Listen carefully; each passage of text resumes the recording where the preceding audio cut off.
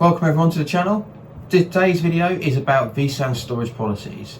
We're going to go over how to see what policies you have in your vCenter, over what the settings are in those policies. We're going to talk about how to change a virtual machine from one policy to another, and we'll also talk about the impact that has on the virtual machine, on the environment, and when you should and shouldn't perform these changes. Now, just caveat before we start this video, like I'm going to do in most of my videos, please don't make any of these changes on a production environment. Please test these in a lab environment like my videos are before you look to implement anything in a production environment. And make sure you have some change control. That's probably really important as well.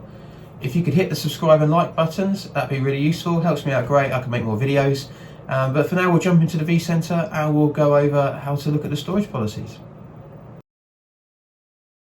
Right, so when we log into our vCenter, one of the first screens we're normally presented with is this home shortcut screen.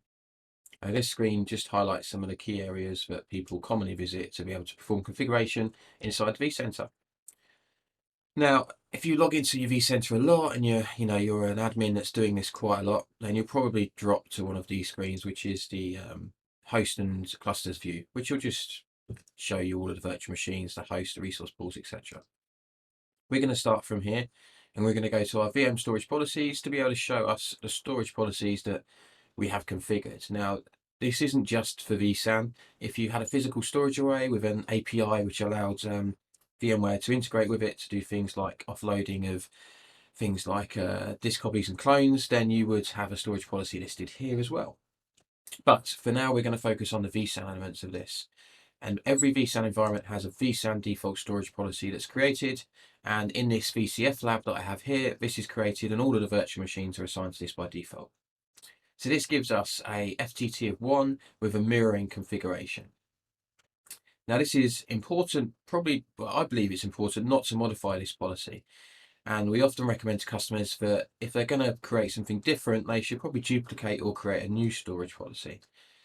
Now to do that, we have an option up here which create new vSAN storage policy, and we're going to go through that in another video and talk about some of the advanced settings that you can see down here as well for things like disable object checksum, cache reservations, and force provisioning. For now, we're just going to stick with the overview and a storage policy that I created earlier, which is a RAID 5 storage policy with 1 failure to tolerate. If we look at the default policy, we can always go to the compliance tab here, and this will show us the virtual machines which are assigned to this storage policy and are consuming it. And we can see that we've got some NSX controllers, we've got login site nodes here which are powered off because I don't need them in my lab currently. And if we go to our demo storage policy, we can see the same as well here. So we have an NSX manager, we have a storage policy demo virtual machine, which I created as well.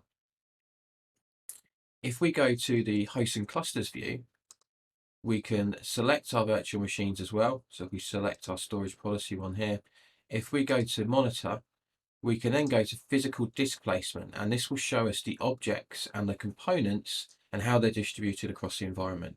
So we can see here that we've got a VM home object, a VM swap object, and a hard disk object, all configured with RAID 5. And we can see that the 4 components creating this object are distributed across our 4 hosts. We can see the component state is active, which is good because if we had absent or degraded, that would mean that there was a problem and we would want everything to be active before we perform any change on any virtual machine or anything in the environment that is going to take away hosts or virtual machines in the environment. If we go to configure, we can also view something similar to what we saw earlier under policies. And we can see that this virtual machine is compliant with the policy. So this marries up to the view we were just looking at, which showed us all the components were active. This then means that all of the components forming those objects are all compliant to the policy that they're configured with.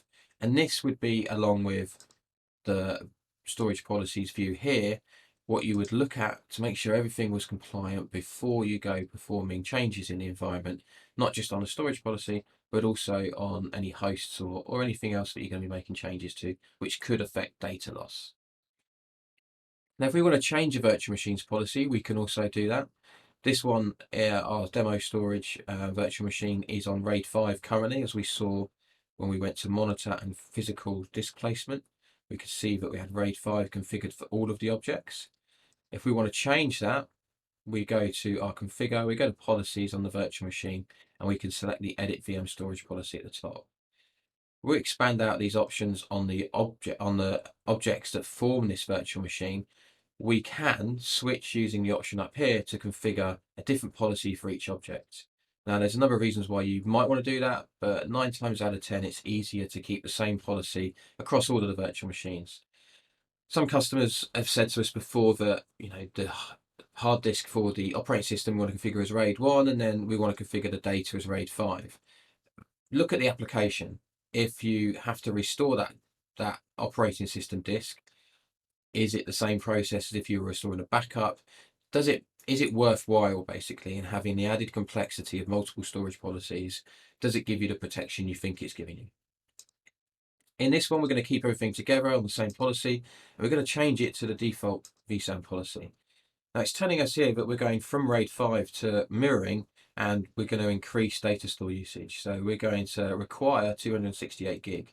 And it tells us on each object what the data equates to. So our VM home is 270, and our data is actually the same. So we're not going to lose anything on that. We just go to OK, and then we'll see this virtual machine will start to distribute its objects, and we will see it in another view.